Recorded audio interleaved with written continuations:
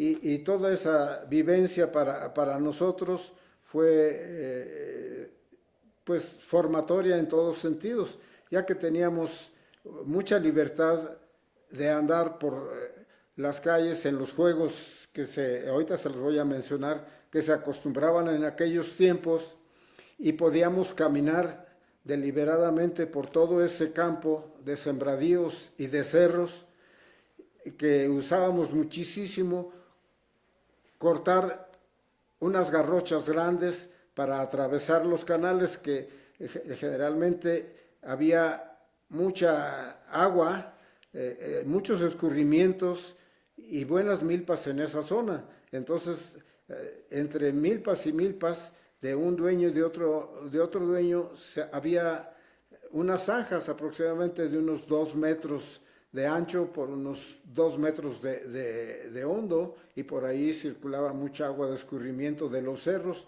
durante toda la época de lluvias y parte de invierno. Entonces, con esas garrochas nos íbamos la parvada de niños y jóvenes a recorrer los senderos y a subir hasta el cerro. En varias ocasiones pues subíamos al cerro de la Teresona, hasta arriba en donde hay una cruz y hasta la fecha está todavía eso. Era uno de los principales atractivos para nosotros como jóvenes, y obviamente teníamos pues todos los juegos que de aquellos tiempos practicábamos. No teníamos ni televisión, que apenas empezaba. Uno que otro vecino por ahí tenía su televisión y dejaba a veces las cortinas abiertas, y nosotros de niños y de jóvenes por ahí nos asomábamos a ver la televisión algún viernes, algún día que había los programas de aquellos tiempos del Cachirulo y todos esos programas que la gente grande podrá recordar. Para ustedes pues eso, nunca vieron un programa de esos, pero era lo que veíamos y nuestras distracciones. Para poder elegir una carrera, pues normalmente uno se fija en el entorno, quiénes hay de vecinos, qué profesión tienen, qué hacen, pero eso es ahora. En aquel tiempo, no, en esa colonia, pues no había profesionistas. La mayoría de la gente eran obreros o empleados de los comercios. Uno que otro profesionista, vamos a decir, a lo largo de 18 manzanas, pues habría 7 profesionistas, y eran uno que otro doctor, algunos ingenieros que nunca veía uno trabajar. Nuestra vida pues era muy sencilla, muy segura. Nuestras calles en ese tiempo eran de terracería, tardó mucho para llegar el pavimento, y en nuestra juventud pues jugábamos las canicas como a lo mejor todo el mundo les tocó todavía. Yo recuerdo mucho esos juegos porque viví de niño intensamente. Todo esto se los platico pues para que vean que no teníamos de quién tomar ejemplo de que si el vecino era un profesionista de esto o del otro. Llegamos a la secundaria y a la preparatoria sin saber qué elegir, como les debe pasar a muchos jóvenes todavía actualmente. Y lo que les quiero platicar ahora, pues a lo mejor en algún momento va a decidir para ustedes lo que quieran. Yo les invito a que vayan y vean esto, es muy interesante y muy importante. Agradezco su atención y con esto termino mi intervención. ¿Alguna pregunta? Muy bien. Muchas gracias, ingeniero José Gómez Domínguez, por estas palabras, por retrotraernos a esos tiempos. No sé si en la actualidad hay alguna fraternidad parecida, yo creo que no hay. Y bueno, pues llama la atención pues de que se trata de otra universidad, de otra forma de entender la educación incluso, que pues ya no se da desgraciadamente en nuestros días. Y bueno, pues solo nos resta agradecer mucho su presencia.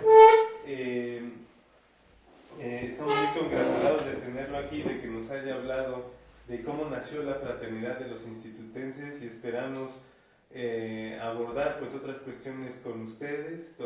Se encuentra con nosotros el doctor Garduño y también pues esperemos volver a armar otra serie de charlas con institutenses. Y bueno, le entrego una constancia. Dice: la Universidad Autónoma del Estado de México otorga la presente constancia a José Gómez Domínguez por su valiosa participación en las cátedras abiertas con el tema ¿Cómo nació la fraternidad de los institutenses?, desarrollada en las instalaciones de la Biblioteca Central Dr. Juan Josafat Pichardo Cruz. Muchas gracias, ingeniero.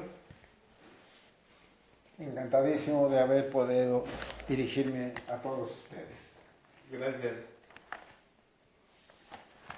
A encontrarse y a comunicarse verbalmente que estaba haciéndose esa reunión para venir a rendirle honores prácticamente al edificio y a los maestros. Un edificio hermoso que yo adoro, se los vuelvo a comentar.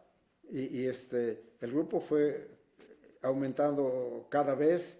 En el año 2002, esa ceremonia ya se llevó a cabo con 36 personas.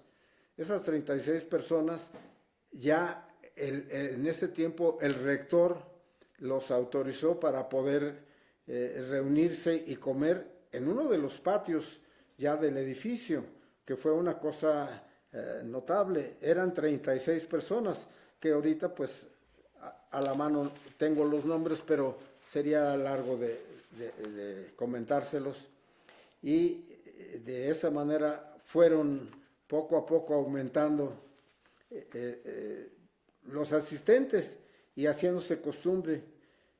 Ya con los años se ha podido localizar más institutenses que no se habían reportado porque pues prácticamente cada uno que terminaba su carrera pues se iba a diferentes lugares. En toda la República hubo algunos de los miembros que fueron a trabajar lejos y casualmente en algún momento se encontraron con otro y corriéndose la voz se iba aumentando el número de personas que asistía a esta ceremonia. Todo esto culmina ya más legal y con los fundamentos legales de la fraternidad se han establecido a través del decreto rector que en fecha del 27 de agosto de 2008 se decreta que el último sábado de diciembre será el Día de la Fraternidad. Eso sigue vigente hasta la fecha. Y se culmina prácticamente la legalidad de la creación de la fraternidad institutense en fecha de 30 de noviembre de 2017, que se decretó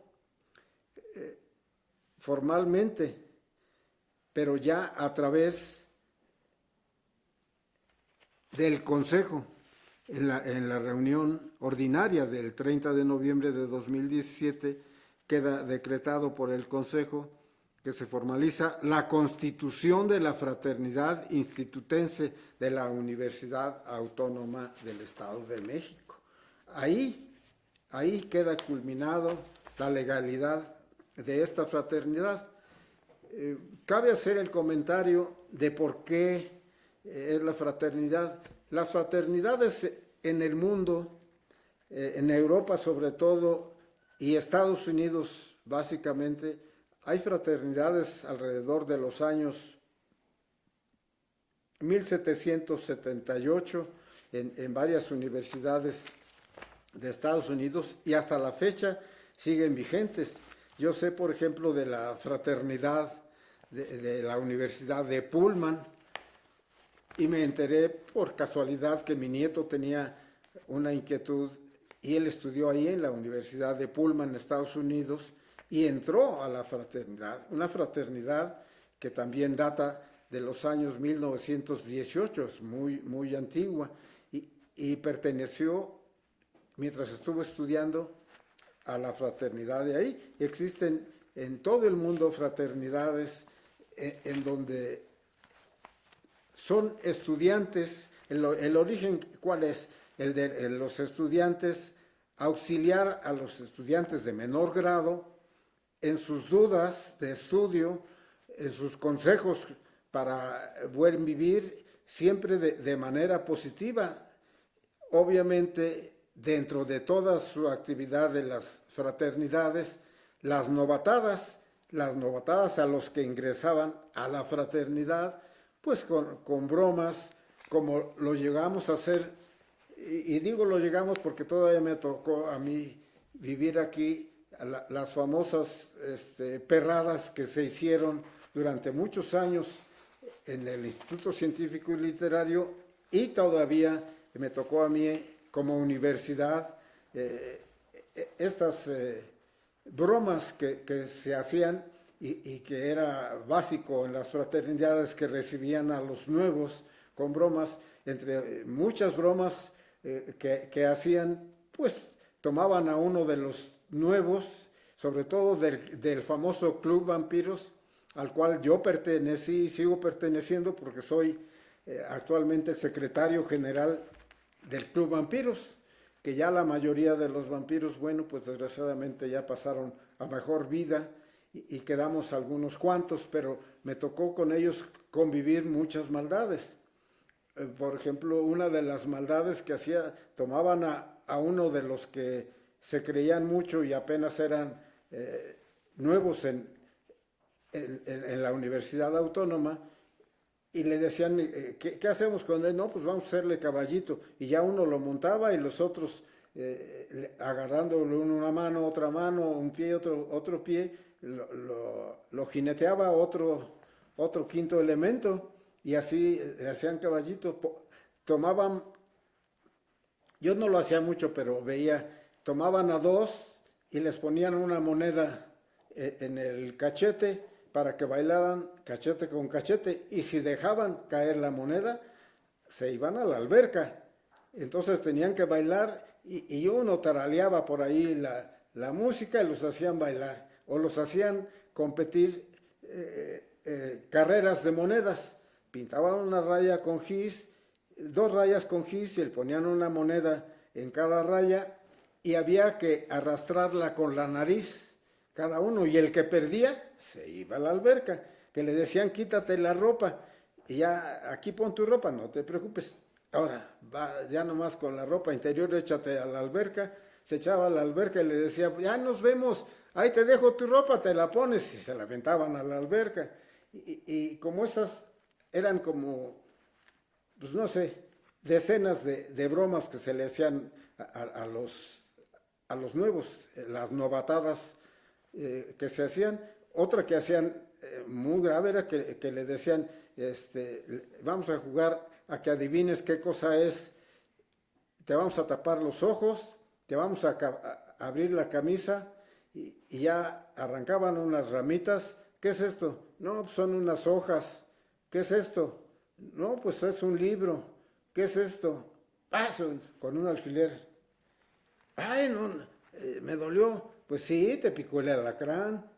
Y era un piquete fuerte, que le salía una gotita de sangre, y ellos pues ya gritaban creyendo que era en verdad un alacrán.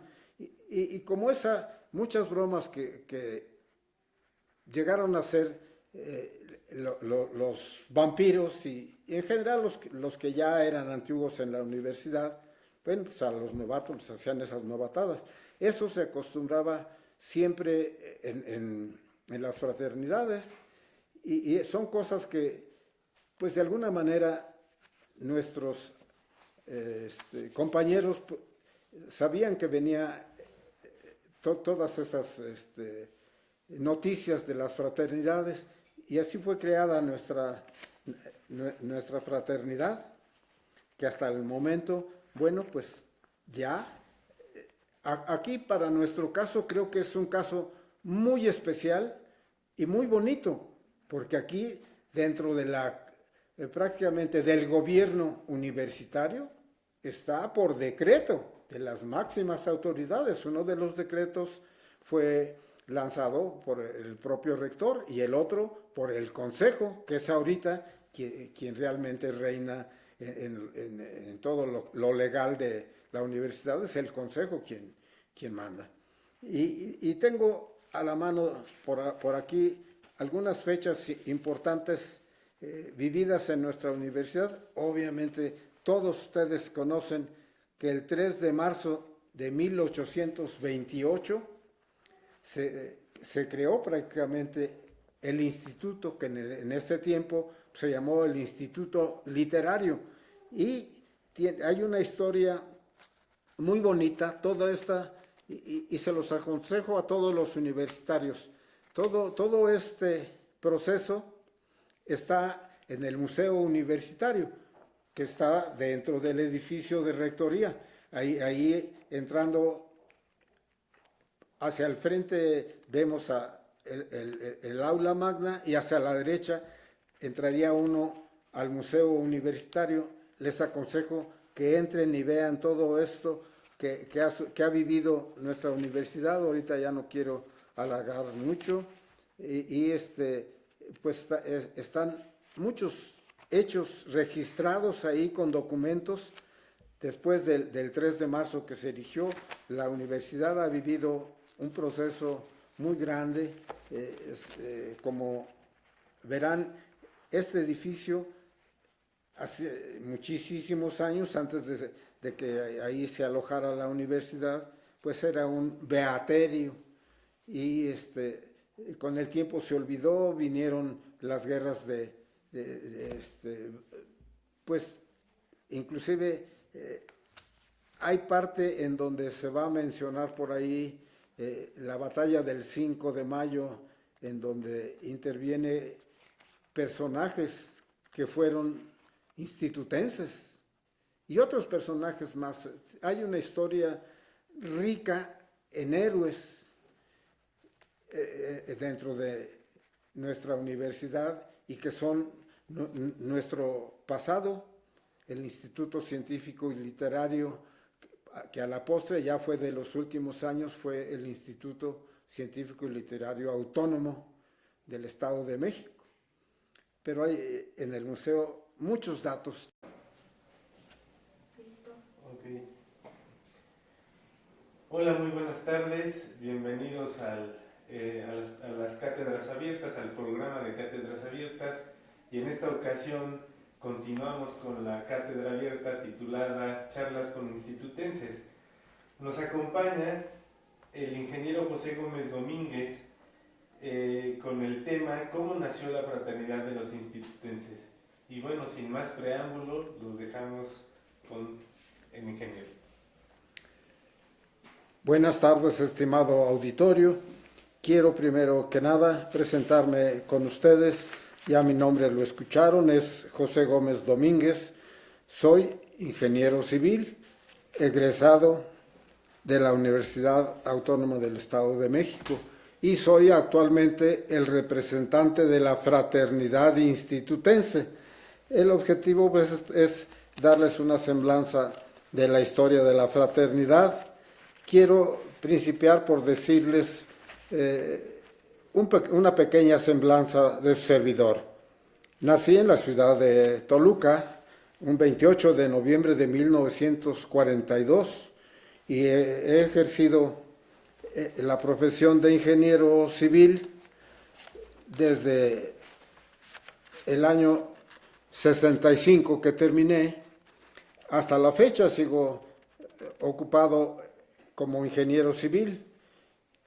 Obviamente es muy importante que les mencione las vivencias mías en aquellos tiempos para poder comparar el pasado, cómo lo vivíamos nosotros, y el presente cómo lo vive la mayoría de los jóvenes actualmente, y cómo en algún momento llegamos a elegir una carrera para que sobre todo los jóvenes de secundaria y preparatoria puedan tener un medio de comparación para poder elegir alguna carrera.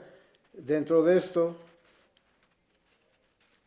creo que les resultará interesante comparar los entornos que vivió una persona en aquellos años que yo viví mi niñez y mi juventud y compararlos con los entornos actuales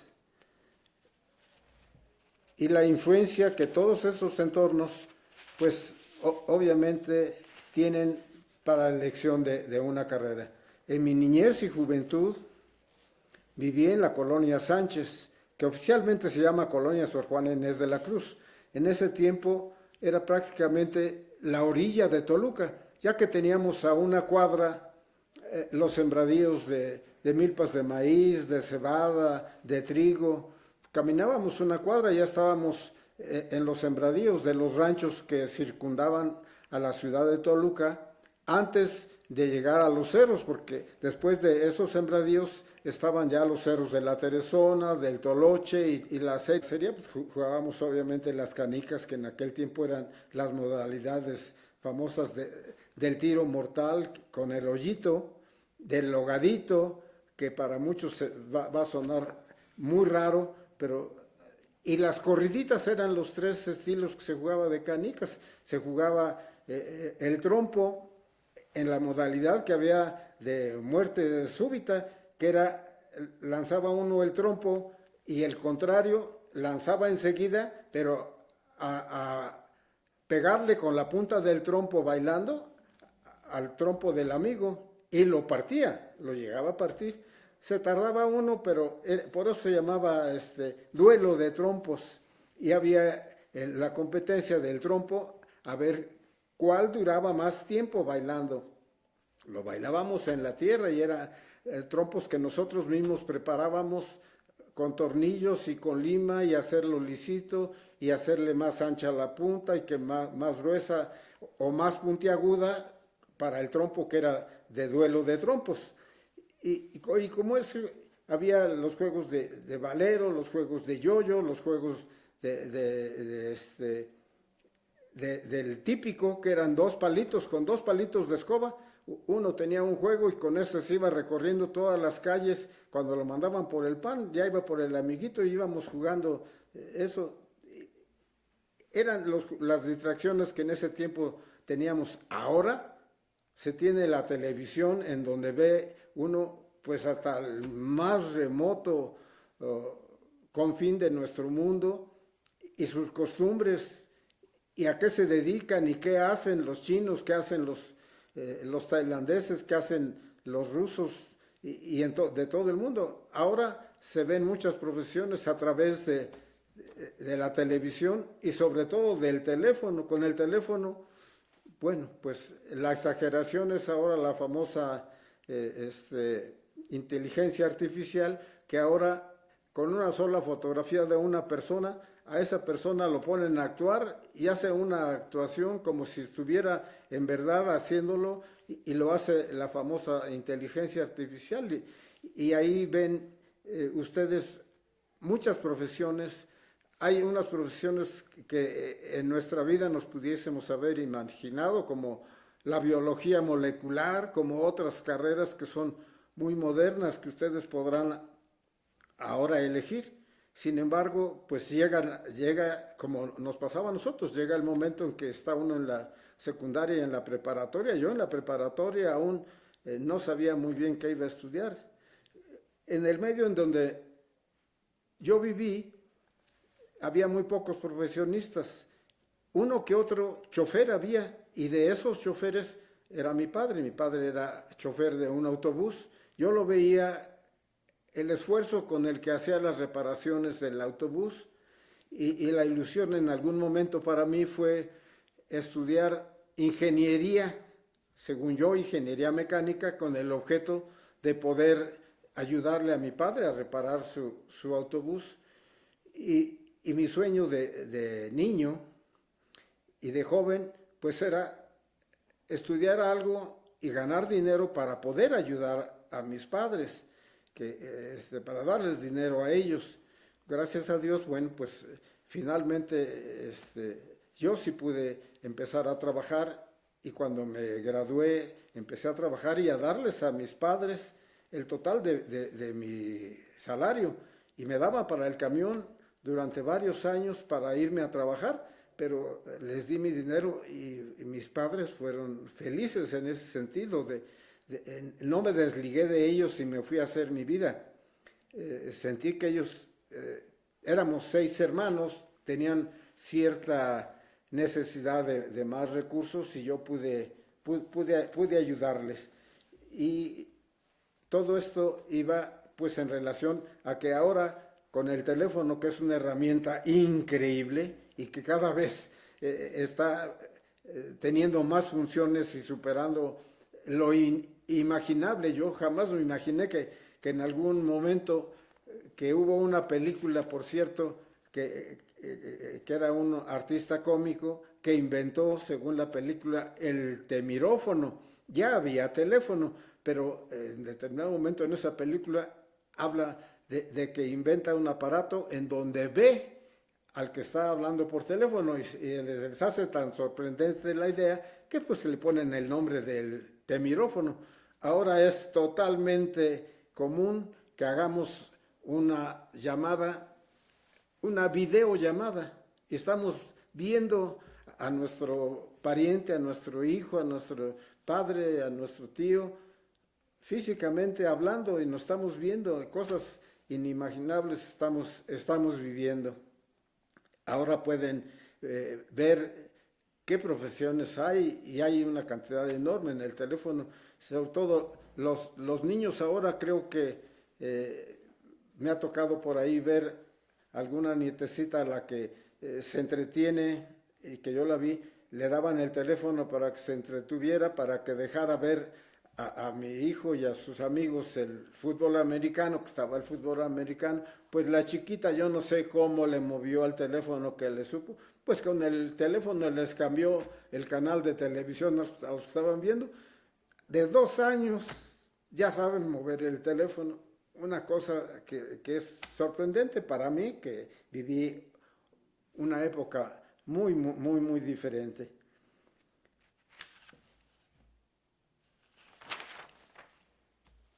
Es muy importante para mí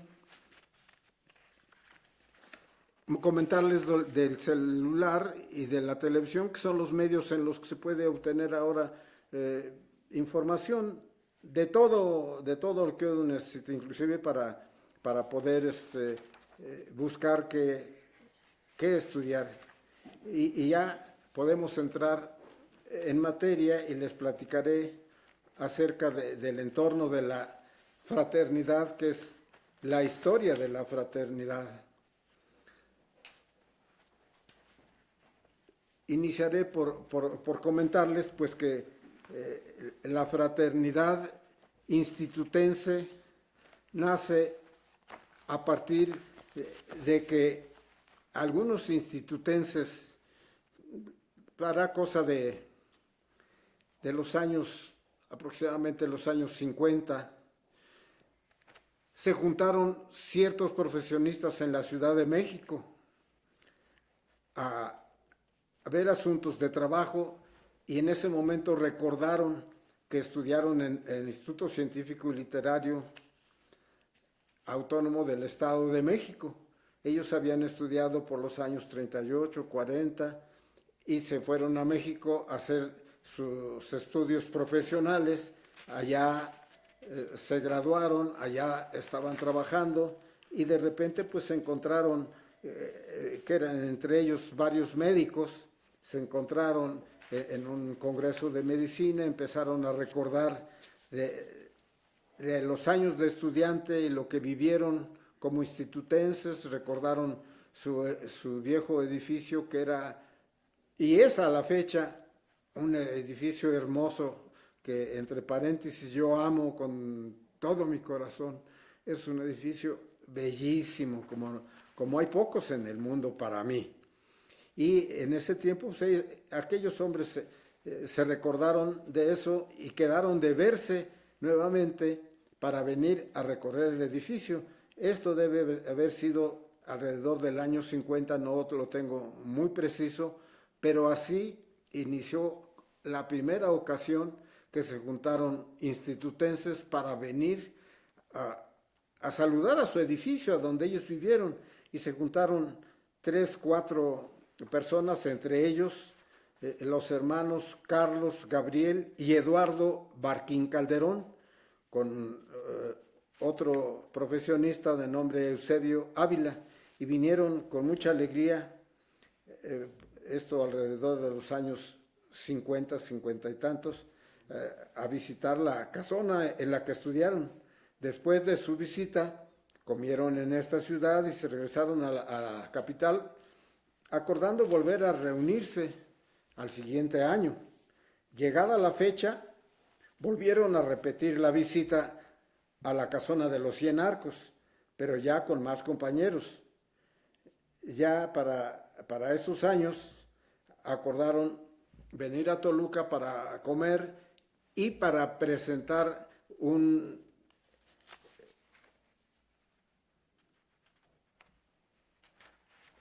una ofrenda en el monumento al maestro, en recuerdo a los maestros institutenses, y empezaron a recorrieron el edificio,